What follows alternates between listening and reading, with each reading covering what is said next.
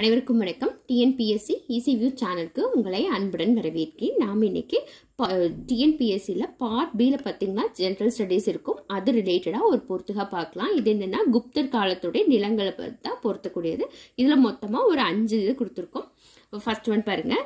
இப்போ தான் நம்ம வீடியோ புதுசாக பார்க்குறீங்க அப்படின்னா டிஸ்கிரிப்ஷன் பாக்ஸை ஓப்பன் பண்ணிங்கன்னா தமிழுக்கான நிறையா வீடியோஸ் இருக்கும், உங்களுக்கு யூஸ்ஃபுல்லாக இருக்கும். அதையும் கிளிக் பண்ணி பாருங்கள். இப்போ பாருங்கள், ஃபர்ஸ்ட் ஒன் சேத்ரா, கிலா, அப்ரஹதா, வஸ்தி இதெல்லாம் நிலங்களோட பேரு. இந்த பேருக்கு இது எந்த நிலத்தை குறிக்குது அப்படின்னு பார்க்கலாம். இப்போ ஷேத்ரா அப்படின்னா அது எதை குறிக்குதுன்னா வேளாண்மைக்கு உகந்த நிலத்தை தான் ஷேத்ரா அப்படின்னு அவங்க பேர் வச்சிருந்தாங்க குப்தர்கள். கிலா அப்படின்னா தரிசு நிலத்தை குறிக்கக்கூடியது.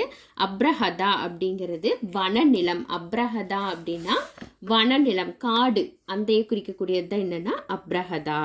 வஸ்தி அப்படிங்கிறது என்னன்னா குடியிருப்பிற்கு உகந்த நிலத்தை என்னன்னு பேர் அழிச்சாங்கன்னா வஸ்தி அப்படின்னு சொல்லி கூப்பிட்டாங்க. அடுத்தது கபதசாரா. டோட்டலா 5 வகையா நிலங்களை பிரிச்சிருக்கிறாங்க. அந்த 5 வகையில இந்த கபதசாரா அப்படிங்கிறது என்னன்னா மேய்ச்சல் நிலம், பாஸ்டர் லேண்ட் அப்படின்னு சொல்லுவோம்.